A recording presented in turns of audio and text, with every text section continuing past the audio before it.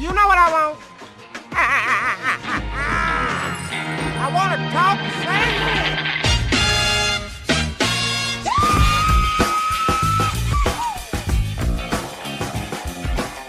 Hello and welcome to the Raptors Weekly Podcast. I'm your host, Samson Folk, and today I'm joined by Michael Pina, who is covering the league at large, the whole thing for SB Nation. Michael, how you doing? Good, Sam. How are you, man? Yeah, I'm doing good. Trying to enjoy the weather, trying to enjoy the Raptors' very fast turnaround of the series on Orlando. Not as much anxiety anymore. It's a lot better for the heart rate. And just trying to enjoy it going forward. You said you're in Brooklyn. What are you doing there? Living. Moved here a couple of years ago, and I've been covering the Nets Sixers series over the past couple of weeks, which has been nice. Doesn't look like we're going to get another game in Brooklyn, most likely. So unless there's a miracle. So the NBA will be out of New York City pretty soon, but I'm excited to talk about Raptors and everything else you want to cover, man. Yeah, sure. Before we get into any type of Raptors things, do you have a Cliff Notes? I know most people who watch the NBA, like they try and watch most of the playoffs, but is there a Cliff Notes version that you would describe the Nets Sixers series as? That's a good question. I mean, it's physical, obviously. There was an ejection in Game 4 with Jimmy Butler and Jared Dudley. There's been some trash talking between Dudley and Ben Simmons through the media. And then I think, in terms of just basketball, a big picture, I think that, Joel Embiid's knee and the soreness that he's felt in his left knee for the past few months and how that impacts Philadelphia's ability to make a legitimate title run here and then going forward is obviously fascinating and relevant and could impact the league at large. So that's the big takeaway so far. And so I guess we'll get into like the one little piece of it. Jared, how he's inserted himself into, this crazy little, I guess, just development in the series. What's your takeaway on that? Is this something you might have expected, a Ben Simmons, Jared Dudley beef, or is it just this is the best thing to come out of it? It is not what I expected heading in. I cannot lie to you, Sam, but it's fun. I think, Dudley and Simmons are very different in their public personas, and I think, and just how they present themselves. Dudley loves talking, he loves attention, he loves conversing with the media on these tangents and monologues, and he's great like that. And Simmons is a lot more tight-lipped, and his answers are very clipped, and he does not like to open up. And one guy is over 10 years older than the other, and one guy is one of the most athletic players the league has ever seen, and the other guy is you would probably expect to see him at the YMCA next weekend potentially. So it's a fascinating contrast, and it's been really fun to watch. Yeah, the juxtaposition of Ben Simmons' just unbelievable talent mixed with Jared Dudley's intellect and very try-hard attitude it's fascinating that those two ended up beefing. You never would have pictured it. I would have assumed it would have been Joel Embiid with somebody. So are you allegiant to the Brooklyn Nets? Is that your team since you live there? No, not at all. I grew up in Boston, actually. So I grew up a Celtics fan. Since I've covered the league, it's really difficult for me to extract myself emotionally from the outcomes of their playoff series. But, I try to stay as objective as possible, and I think I do a decent enough job, although, there's a lot of Raptors fans in my mentions regularly coming at me who are well aware of my fandom for Boston sports. So, I try to keep it as fair as possible, but I do, if I had to obviously pick one team that I actually have an emotional investment in, it would be the Celtics, I'd have to say. Okay, so I have two questions for you, and then we'll hop into the Orlando and Toronto series. First question, you can answer them right back to back. First question, D'Angelo Russell or Caris LeVert going forward, who do you want to have more possessions as a creator? And the second question, would you draft Brad Stevens before Giannis? Feel free to answer however you want. Yeah, so I said I'll answer the second one first. I said that I try to be as objective as possible, so I'm definitely gonna have to go with Giannis on that one, and I think everyone in the Celtics organization would say the same thing, and I think Brad Stevens would also say the same thing, 10 times out of 10.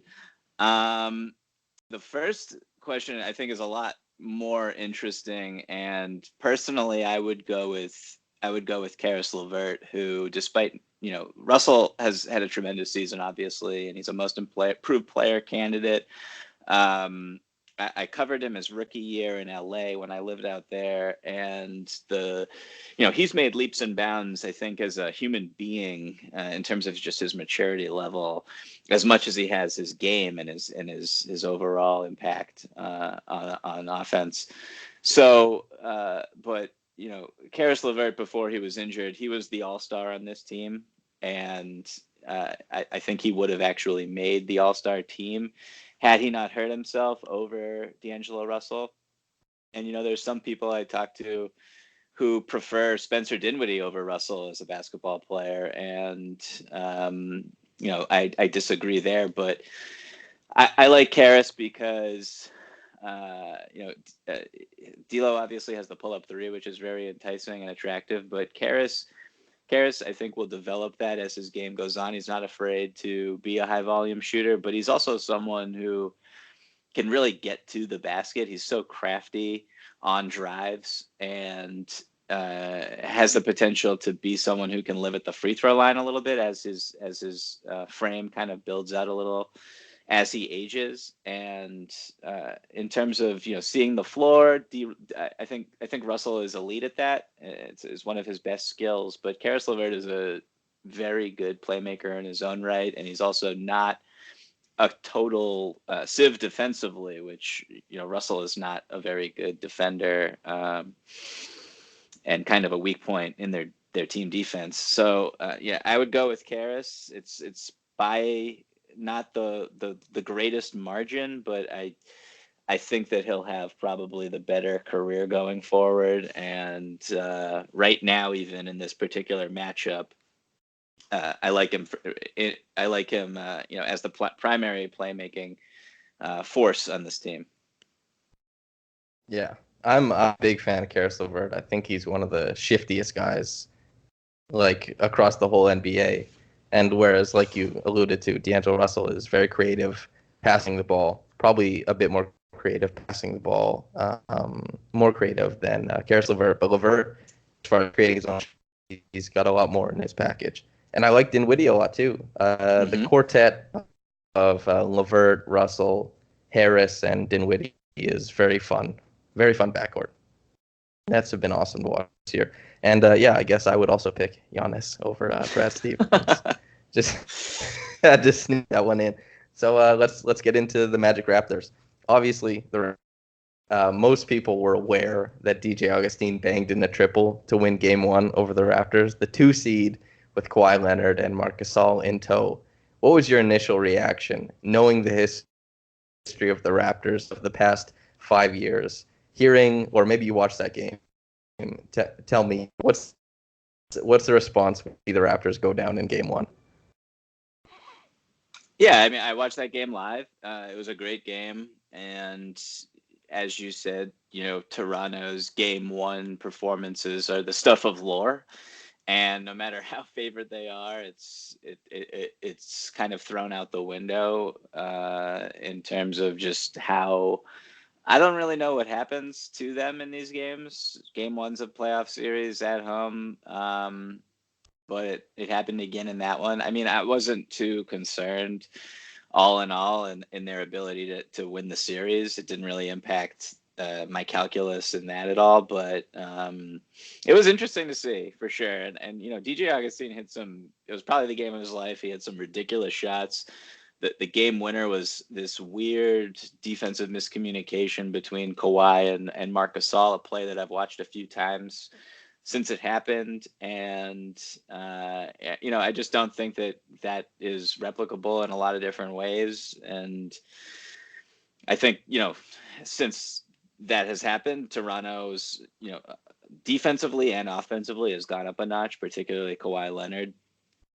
Who's and Pascal Siakam, those two guys have just had such tremendous series in lifting Toronto to what I think is going to be a 5-game win and advancement. But yeah, that play was surprising in the sense that I did not expect Orlando to be that competitive in this series.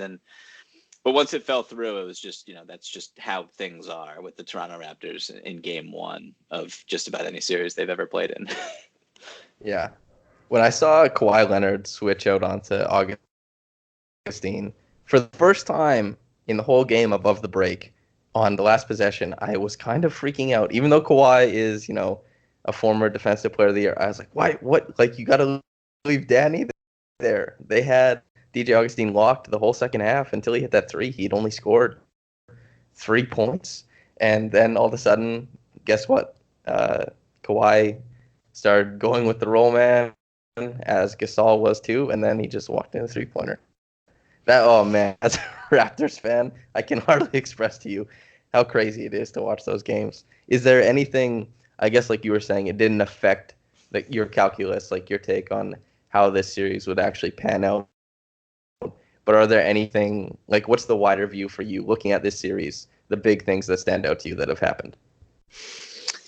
I think one, and I think the most important thing is that Kawhi Leonard needs to assert himself as by far the best player in the series. And in my opinion, he is that in just about any matchup that Toronto will have going through to however far they go. I'm a huge Kawhi fan, and this regular season that he had was an interesting regular season in that, as there was the whole load management thing, and he missed a bunch of games. And in terms of just his peak talent, I still think that he's easily one of the 5 best players in the league and in the world. And what I'm looking for right now is for him to reassert that now that it's the postseason, and not, I'm not saying he took plays off during the regular season, but he was not the same Kawhi Leonard, particularly on the defensive end.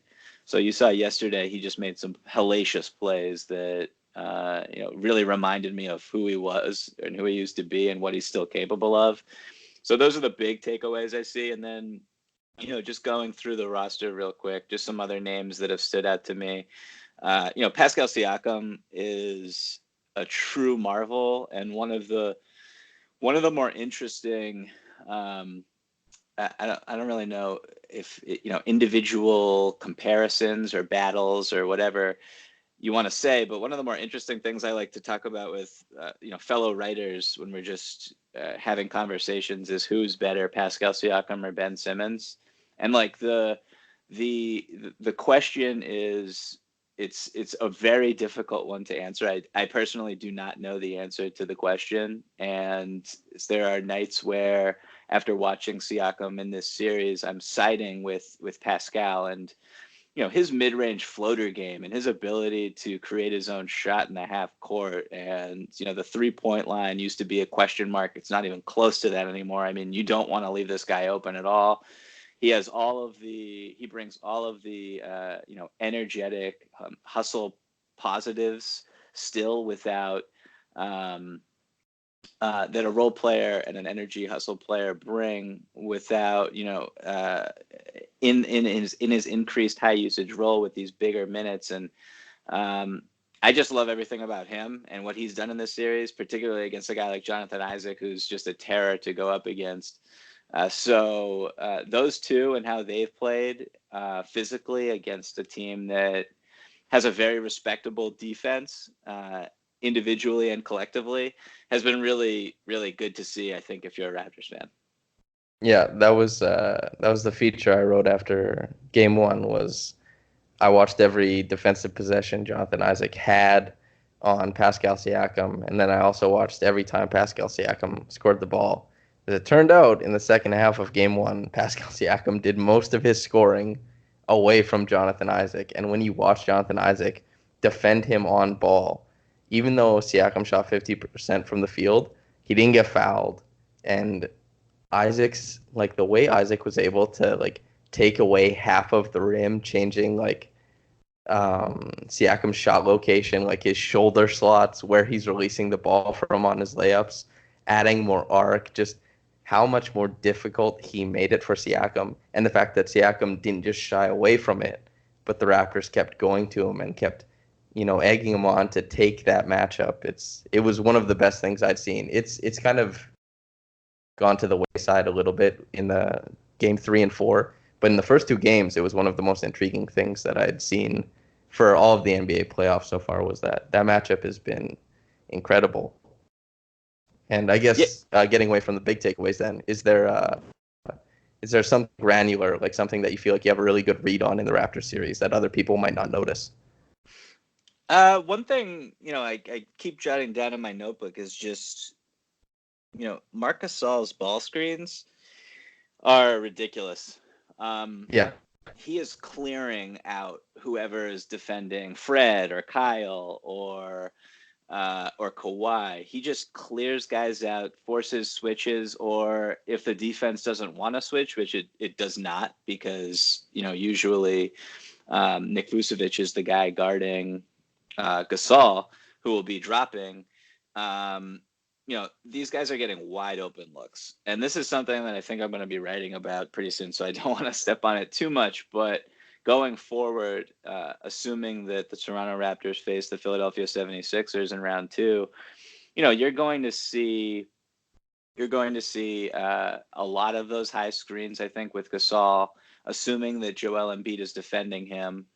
And, Embiid does not like being out on the perimeter. He'll switch sometimes, but that's only out of necessity in desperate situations. Like on high screen rolls, he's going to be in the paint at the free throw line, maybe.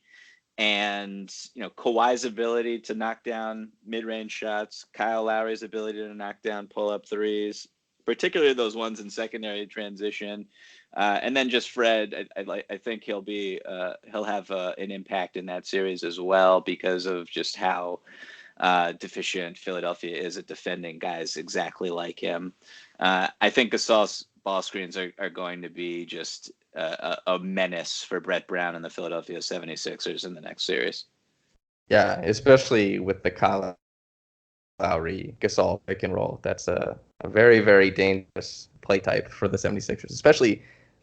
I find that when I watch the 76ers, Joel Embiid, when he's healthy, I don't mind him being out on the perimeter, because even if he does get beat, he's usually pretty good when giving chase. But with his knee, he's obviously, his mobility is a lot more limited. We've seen Joe Harris turn the corner on Joel Embiid a couple times in this series, things that you wouldn't often see if Joe Harris is getting the corner. And I don't mean anything bad by Joe Harris, but that likely means Kawhi Leonard will as well, or Kyle Lowry. And if you let Kyle Lowry get the corner, start gnashing the pick and roll with Danny Green, Pascal Siakam, maybe one of Fred or Norman Powell roaming on the perimeter, it can get really dangerous from behind the line really fast.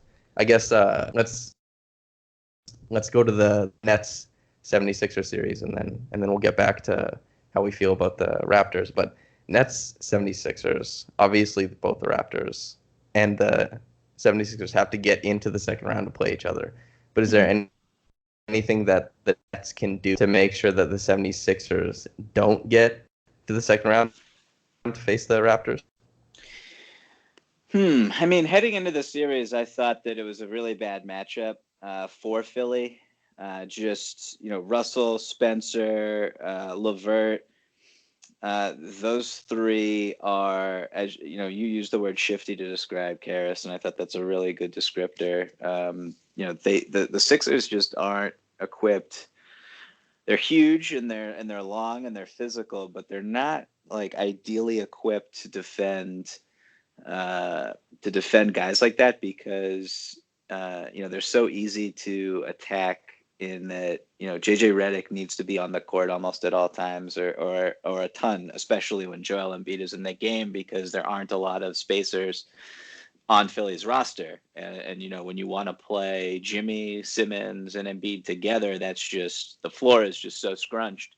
So Redick needs to be out there for offensive reasons, but then defensively, you small screen and you create switches and mismatches, and you can really get downhill and wreak havoc and rain threes from beyond the arc. So I that's an issue for Philly, but at the end of the day, the talent disparity is just so much where arguably the four best players in the series are 76ers. And if Joel Embiid is healthy and can play over 30 minutes, he was a plus 18 in game 4.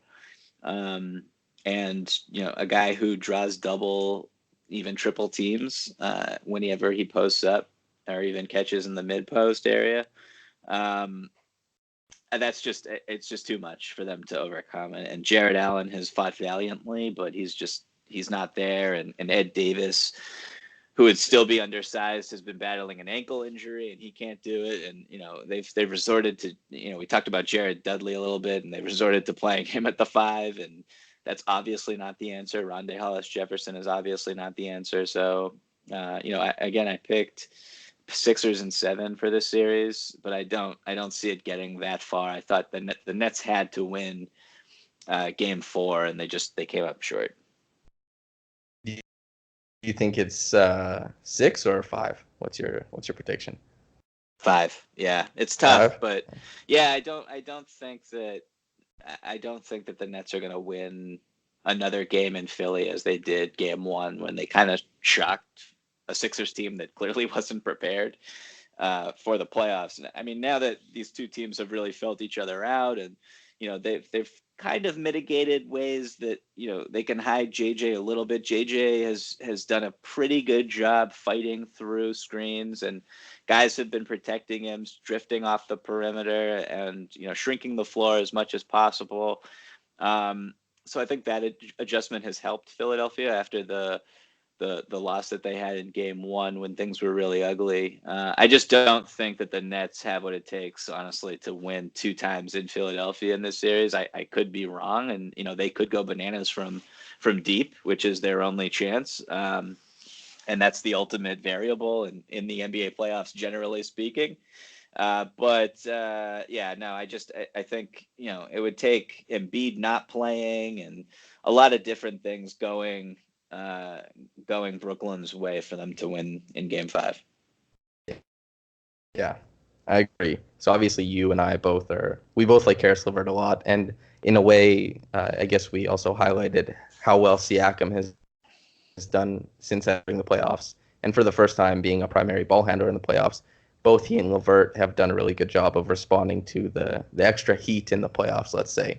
Is there anyone else in the Nets 76ers series that you've been impressed with? I know that the 76ers had a lot of question marks about how they were going to play stylistically coming into this one, like a Tobias Harris, a Joe Harris, Jarrett Allen. Is there anybody else you've been really impressed with? That's a good question. I mean, I basically covered almost every Nets game in the regular season, so I saw, there's not really anyone on that team who's been particularly surprising to me. I will say, I don't want to answer this question with Boban because I just don't. But Boban, I think it was game 2 or I can't remember which game it was. They all bleed together for me, but the game where he just would not miss those, elbow jumpers that the Nets were happy to give him. That was, I mean, him hitting those shots was, I thought, the difference in that game. And, Brett Brown has really committed to playing Boban and is committed to having him execute their drop coverage defensively. And, it hasn't always been the prettiest experiment. And I don't think that Boban is someone who can play big minutes in the next round for sure. And he could be Philadelphia's undoing. But he's been interesting. I mean, he's held his own in spots where I wasn't expecting. Beyond that, it's tough to say. Tobias has stood out for moments where he's looked good, because I thought he was an all-star in LA before the trade. Jimmy Butler is Jimmy Butler. He everything he does not surprise me at all.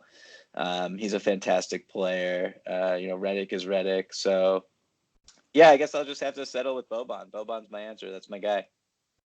Boban's a good enough answer for me. Bobby and Toby, I'm a subscriber. I like so yeah, I'll definitely take that. You alluded to something that was very important to the 76ers offense, and obviously with you covering that series, you would notice that the DHOs, let's dribble handoffs, let's say, for if I don't know the lexicon, dribble handoffs that Embiid and Redick run, a lot of actions above the break on offense, and like you alluded to, Redick is paramount to the 76ers offensive success. Now let's go to I guess the series we're projecting into, 76ers Raptors. JJ Redick will have a lot of attention from the Raptors, as he's going to be, provided that Joel Embiid is healthy, going to be receiving a lot of DHO opportunities, a lot of opportunities off of pin downs, hawk screens. Who do you think on the Raptors should be lining up to chase him on the DHOs, on the hawk screens, on pin downs? Who should the Raptors defend JJ Redick with? I was actually talking about this with somebody the other day. The way that Toronto matches up with Philadelphia will just be fascinating. I think that, off the top of my head, the guy that stands out for this matchup is Danny Green, but I'm not sure necessarily that that's who you want. I mean, because you need to put Kyle Lowry somewhere. I don't know if you want Kyle Lowry chasing JJ Redick around, and kind of the wear and tear there is concerning. But you also need someone who can, bother. Like if I was Nick Nurse, I don't think that I would be that concerned with putting Lowry on someone like Tobias or even Ben Simmons, to be honest, and just kind of bait Philadelphia into post-ups that they don't want to actually go to and access. And teams have, it's a similar thing with the Celtics and Marcus Smart, where they put Smart on much bigger players and basically dare them to post up, and you don't send help, and you just force one player to score over another. And it just so happens that Smart and Lowry, these guys are like brick walls, and good luck trying to take advantage of them and their size. So I think, to answer your question, I would start out with Danny Green on Redick and see what happens there. And I think that Danny has been an all defensive caliber weapon so far, but what I also like is just their ability to switch out. And I anticipate in those plays that you're referring to, where Redick starts in the corner and he zips up off a DHO with Embiid at the elbow, I anticipate Gasol stepping out and trap and recover is what I foresee, with rotations along the back line to help against the rolling Embiid, because they're so long. And so, you can have Siakam, and you can have even Ibaka if he were to be in the game as well. Probably not in this particular scenario, but you could have Kawhi or anyone along the back line to bother Embiid and really make him put the ball on the floor, at least for one or two dribbles. I think that is that's the answer on those plays. And if you eliminate those plays, then Redick is, he can hurt you in different ways, but that's really the main action that they like to run with him and Embiid in the half court setting. And I just think that Toronto's defense, which looks so locked in last night, I think that they'll be a nightmare. It'll be a nightmare for them.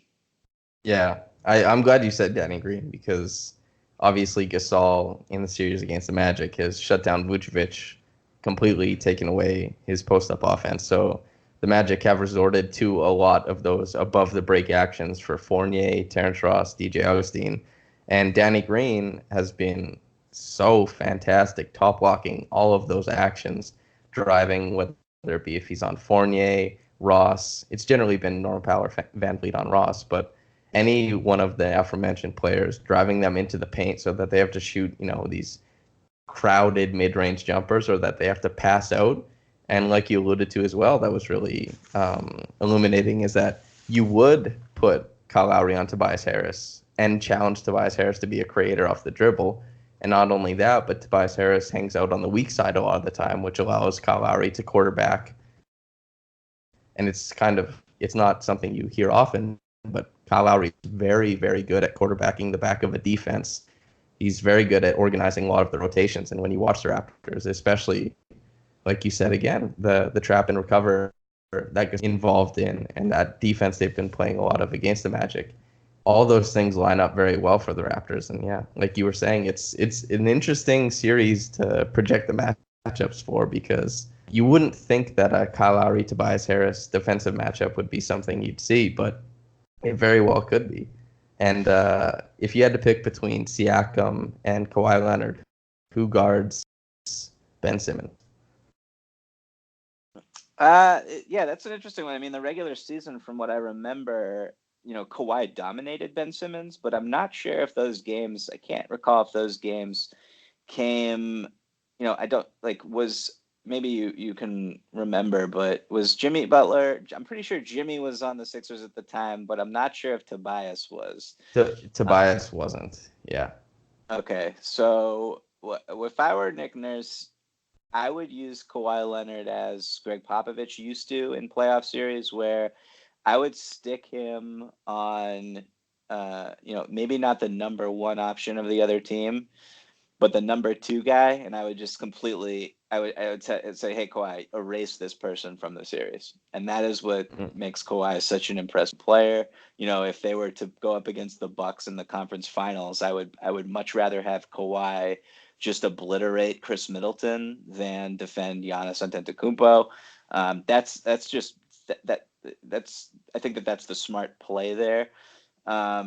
So I would have, I think I would have Kawhi take away, with the Sixers, the hierarchy is very uncertain beyond Embiid, so I would personally have Kawhi probably just take out Jimmy Butler, because I think he's a more effective, playmaker for them, and he gets guys going a little bit better than Tobias can.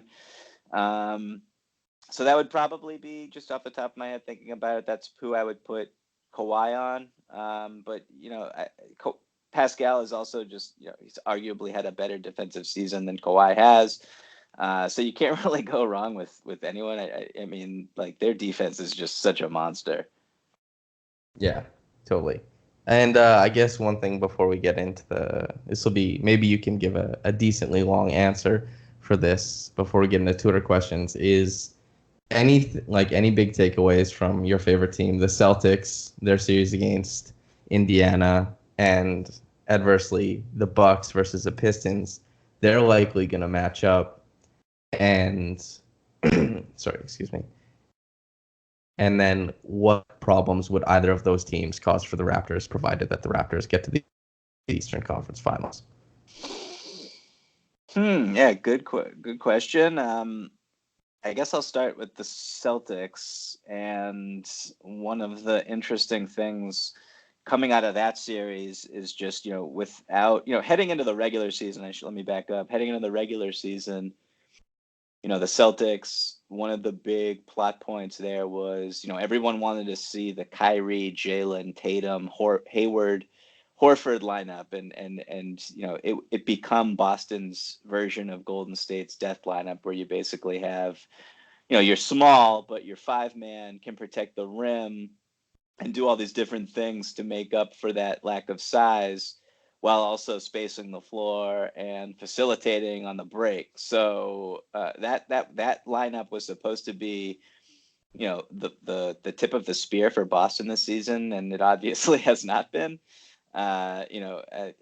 It's played, I think, after the first month of the regular season. Once Boston moved Gordon Hayward to the bench, that lineup has played, I think, 8 minutes, which is just an absolutely ridiculous stat.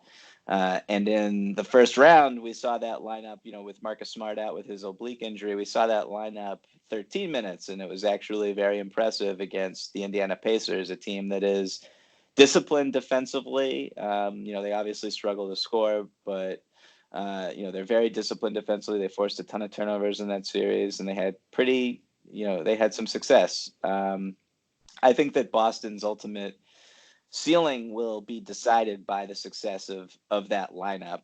And, that lineup is kind of a nightmare it's been a nightmare in the past, or versions of it have been a nightmare in the past for the Philadelphia 76ers. Just playing Horford at the 5, generally speaking, running high pick and roll with Kyrie and Horford is just such I tweet this so much whenever the Celtics play and they go to it, but that high pick and roll is just so difficult to stop when you go to it over and over again. There's really no obvious answer there. But, a team like the Raptors, they have it depends on who they decide to put on Kyrie. I would imagine that you'll see a ton of Danny Green on Kyrie should those two teams face off against one another. And then you can switch that, and you try to see, if Danny Green can hold up in the post with Horford kind of barreling in from the perimeter. That'll be just a really interesting thing to see. With Toronto swarming help defenders, crowding Horford, and then kickouts, and who's going to make threes. It's all so fascinating to me. So that's the big thing for me. And the Celtics having success with Horford at the 5 as opposed to playing him with someone like Aaron Baines or even Daniel Tice. That's, I think, the ultimate bellwether for Boston as they go through the playoffs. And, I think some teams are better equipped to match up with it than others. And I think that Toronto is one of those teams. Totally. And so I guess just as a quick, before we go to the break, I think it sounds like you think the Raptors match up very well with the 76ers.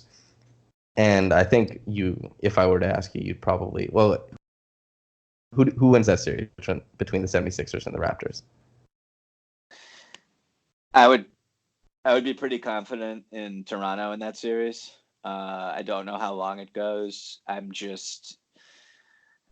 I think that Toronto is so much more versatile. They have so many more capable weapons off the bench. Even a guy like Norm Powell.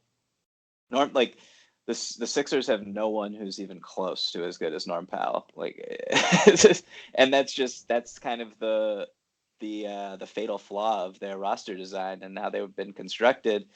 They don't have a lot of two-way wings who can defend capably on the perimeter, switch, be physical, keep their guy in front of them while also knocking down open shots and maybe even attacking a closeout or two. James Ennis is not the answer for them. There's a reason why Daryl Morey got rid of James Ennis, because he can't defend in space, as we've seen in the Nets series. So, I would definitely lean towards the Raptors as heavy favorites in that series. And, that's one of the reasons they got Marc Gasol, I would imagine, to bother Embiid and not necessarily have to double as much as other teams have to. So, I really like Toronto in that series. So who is Toronto playing in the Eastern Conference Finals then? The Bucks or the Celtics? My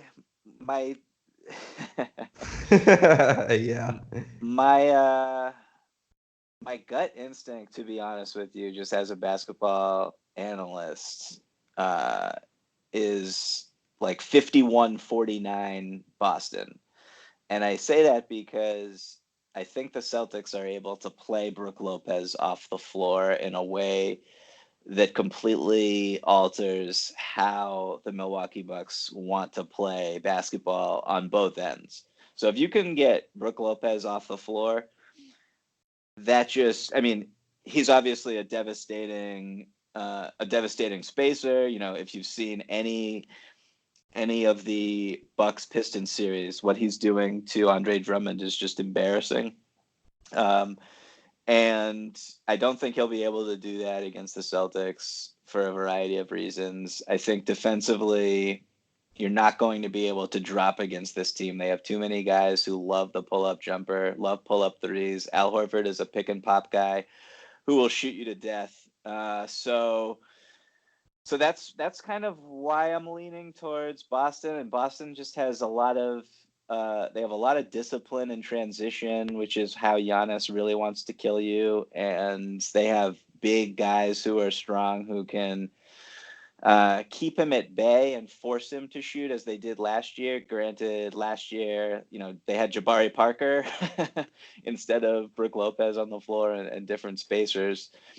And Eric Bledsoe was a total minus in that series, and it still went to 7. So I think that I just think they're really they're evenly matched, more so than a lot of people I think anticipate based on what we saw in the regular season. And you know, it could come down to home court being the difference. In which case, obviously, Milwaukee would eke it out. But I just think that I think that Kyrie is a difference maker in crunch time against just about any team in the league, any system in the league. And the way Gordon Hayward has played of late, the way Jason Tatum has played of late, I'm slightly siding with the Celtics. Yeah, the Celtics for me is obviously Kyrie is able to score, I guess, when it comes to the most important time of the game. I think that he's one of the players would choose him, analysts would choose him. If you need a bucket, he's likely going to give it to you. That is one of the most important things in the playoffs. And also, like you alluded to, Al Horford can play Brook Lopez off the floor in a unique way. And of the Brook Lopez, Marc Gasol, Joel Embiid, Al Horford, of the top 4 teams in the East, Al Horford is by far the most unique. And he provides problems for the Raptors, the Bucks, the 76ers that just they can't be replicated by any of the other top 4 teams or any other top 3 teams. So yeah, I totally get why the Celtics might be a team that you choose, especially since they haven't hit their, I guess, hypothetical ceiling or even sniffed it yet. So I totally get that. And maybe if we get there, I'm sure we can come back and have a long conversation about what a Raptors-Celtics series would look like. For now, we'll do the ad break, and then we'll get into the Twitter questions afterwards. I'm Brian Goldfinger of Goldfinger Injury Lawyers. Accidents happen, and when they do, you'll want a lawyer who will stand up to the insurance company and fight for your rights. In case of emergency, have this name in your back pocket: Goldfinger. Brian Goldfinger. Visit goldfingerlaw.com and get us working for you. Welcome back to the Raptors Weekly Podcast. Your host, Samson Folk, here with Michael Pina of SB Nation. And we're going to actually be answering some Twitter questions that you guys asked. A tweet was sent out, and you responded under it. Nicholas Henry at N2Henry asks, who would be your team of the first round of the playoffs? I'm guessing this is a top 5. Who's the top 5 best players of the first round so far, in your opinion? Who are the top 5 best players? Of the first round. So let's say if James Harden, if his 3 for 20 game knocks him out of the top 5 so far, then of the first round, let's say he's not in it. But it's your choice, of course.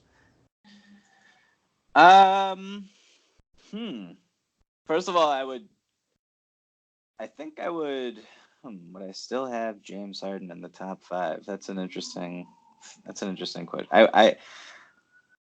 Whatever. I'm gonna. I still have James in the top 5, even though, that was a brutal shooting performance to start Game 3. Still finished with 22 and 10 though, and 6 steals and the W. Yeah, he's awesome. But he is incredible. I gotta throw out Dame Lillard. He's just thoroughly outplaying Russell Westbrook, in my opinion, in a way that really shows the contrast between those two guys and their values to their respective organizations. I would take Dame in a heartbeat over Russ, and it's not even close, in my opinion. And he's really showing why. Some of the daggers that he hit in the third quarter yesterday were just like eye-watering. He's so great, and I'm really happy for him and just the Portland organization for all the hardship they've gone through, and it looks like they have somewhat, I don't want to say an easy path, but once they get past Oklahoma City, which feels inevitable, the path to the conference finals, where just about anything could happen in terms of health, is pretty open for them. I like them. I like them over Denver, and I actually like San Antonio in that series. So that'll be really interesting. So yeah, keep it short. I like Dame. I like Kawhi. We've talked plenty about him. He's just, in my opinion, the best player in the Eastern Conference, and he's showing it in this series against a really good defensive team. How many is that? Says 3 guys, like 2 more. Dame, Kawhi, yeah. I'll throw Giannis in there out of respect for him and just how he's thoroughly annihilated the Detroit Pistons. And then I told you that I like to be as objective as possible, but I'm gonna just have Kyrie as my number 5 and leave Kevin Durant off the list. Yeah, that's totally okay. Speaking to your Dame selection, it's disappointing that the Warriors exist, because otherwise it seems like there's a path to the NBA Finals for Damian Lillard to pioneer the Blazers there, and that's a very fun NBA, I think, like where one of Giannis, Kyrie, Kawhi, Damian Lillard, James Harden can all take their team to a championship. Whereas it seems like this year it's going to be Steph and KD doing their thing again. But yeah, that's a pretty good 5. I'm happy with that. I guess the next question let's get to. Chris Petre at Petre_29. Is there a better player at taking charges than Kyle Lowry in NBA history? In NBA history? It's weird to be, I guess, a prolific charge taker. It's not something that kids grow up wanting to be. He was an Ohio, Aaron Kraft, the Ohio State guard. I remember that was like his calling card in college, but he's never prolific in the NBA. I don't know who it would be. Boogie was really good at it for a very long time. I don't. Just like going off the top of my head here, like the guy who is really annoyingly great at it is Ersan Ilyasova, who like routinely leads the league. Yeah. I'd throw him in there. I think whenever I watch him take a charge, I think the rules should be just completely changed, because it's like anytime a guy goes out of their way to take a charge, it's just like a dangerous play. Like it's not good. I don't like it. Like, I will say, strategically, Kyle Lowry took a charge in yesterday's game on Jonathan Isaac. That was his 3rd foul that took him out of the game and kind of tilted the winning percentage in Toronto's favor dramatically. I thought like that type of charge is really interesting to me and really useful. But some of the charges Ilyasova's taken over the years are just like, dude, come on. I will say even on Toronto's like Kyle Lowry's teammate Marc Gasol, he takes some charges, man. Like he's got that down pat. I guess among guys who are retired, just off the top of my head again, Scottie Pippen, when I was growing up watching him take charges, he was really good at it.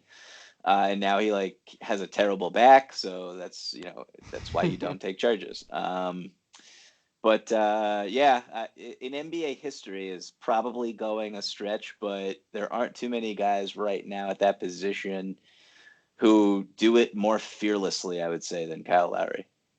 Yeah, I'm in the same boat as you as well as how I look at charges. And it is strange to look at because when I play basketball, like if I'm playing a league game or something like that, and somebody takes a charge and they just wanted to take the charge, they're not like playing good defense, you're a little bit annoyed at it. But being a Toronto Raptors fan, when I watch Kyle Lowry do it, I feel like it's a divine process. Like, oh yes, he's done it again. Like Matt and Jack, the announcers, like it's like they're giving a sermon when they talk about it. But then like you think about it in a nutshell, you're just like, that is not basketball. Like, what am I watching? Like Kyle Lowry's doing his best to have another man fly at him out of control and just smash into him. And and then in the game, that's very effective. It's a strange thing. But yeah, being a Raptors fan, obviously, well, a Raptors analyst, let's give myself a pat on the back there. Watching, you have to cheer and analyze Marc Gasol and Kyle Lowry do it. I mean, it starts to look like, it's a sprinkle of genius. When in reality, if I watch like any other player do it to a Raptors player, I'm like, oh my God, can you just defend him, please? Like, stop flopping everywhere. The fan comes out and me. Anyway, yeah, I don't know who does it better than Lowry in NBA history, but I'm sure there's somebody. Last question, and then we'll let you go. One trade a day. That's the guy's name. If you had to choose an 8-player rotation for the Raptors for the rest of the playoffs, assuming OG is okay, coming back from his appendicitis, who would you go with? Do you have any specific Raptors rotation takes, or would you like me to do this one? So, I mean, what's really interesting about Toronto, I think, is how often they've leaned on their starting five in this series. I believe that I looked this up this morning. 40%, just about 40% of their total minutes have gone with the starting five, that unit on the court, which is pretty impressive and leads all teams. So from there, I mean, I'd have Ibaka as the backup five, and I would have Fred as the backup one, and who starts second quarters beside Lowry and Pascal. I really like how that's happened. Pascal's probably playing too many minutes, but I like how Nick Nurse has not really messed around with other guys and, just to play them. I don't know if OG's interest. I don't know if OG is the answer there. He might be the obvious eighth guy. What are your thoughts? You know the team better than I do. I like OG a lot, especially when watching the last game, Game 4. Pascal Siakam, for the first time in this series, played less than 37 minutes. The one game he even played 43. I think that was Game 3, the one in which he had 30 points. It was incredible. But you have to give Pascal a little bit of a break. I know he's an absolute workhorse, and his hustle, his, I guess, intangibles are terrific, but you don't want to play him from the first round on 42 minutes a game.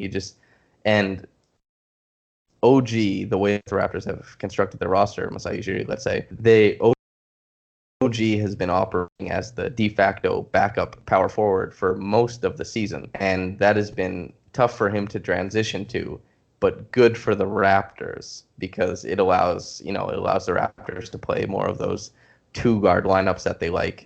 And also, I mean, I don't think we're very far removed from OG Anunoby hitting a game-tying 3 in the seconds in the second round against the Cavs in Game 3 before LeBron launched that stupid one floater, stuff like that. But OG hit the 3-pointer to tie the game prior to that. He was awesome last year. He's had a very turbulent year with the death of his father and injury problems and a lot of stuff for himself. But I think OG could really, really come back strong if he was allowed to take the 8th man spot in the rotation. So I put OG ahead of Norm. But I don't think Nurse has to be particularly obtuse in choosing one over the other. If I had to choose 8 people, it would be the starting 5, and then Ibaka, Van Vliet, and OG, provided that OG were healthy. But luckily for Nurse, he doesn't have to strictly run just 8 guys. He can go to Norman Powell if Norman Powell needs to come off the bench and chase JJ Redick, something like that. Or if Tobias Harris is uniquely advantageous against the Raptors, OG is the guy to guard him with. I mean, I wrote a feature on him, and I think he guarded like 90 possessions combined against Ben Simmons, LeBron James, Caris LeVert, and one other superstar who I can't think of, but it only resulted in 6 attempted shots. OG as a team defender, long way to go, but if you need to throw him out there to defend a guy and do a really good job, he's fantastic. So there's value in Norman Powell and OG. So you don't really have to go to an 8-man rotation, even if that's not so great. And now's the time to let you go so you can get back to your life and and start writing stuff that's, more important and far more concise than me on this podcast. So we'll let you go. Feel free to plug anything that you want. Tell the people about yourself. Yeah, just I guess follow me on Twitter at Michael V Pina, and that's where I tweet all my work. And also, if you would like to subscribe and listen to my own podcast, the Winning Plays podcast, that would be cool too. But that's about it. And thank you so much for having me, man. I had a lot of fun. Yeah, it's been a blast. You've been able to talk a lot more granular than most, I think, league-wide guys I find are able to. So that's been awesome. We've been able to get into the devil in the details. So this has been great. Yeah, I watch too much basketball. That's why. Never too much. Not until you find that the rest of your life and your social network is falling apart. But it's our favorite thing. So we're gonna cover it. We're gonna write about it. We're gonna play it. Anyway, man, thank you so much for coming on. And for everybody listening, I hope you have a great day. Have a blessed day, and take care.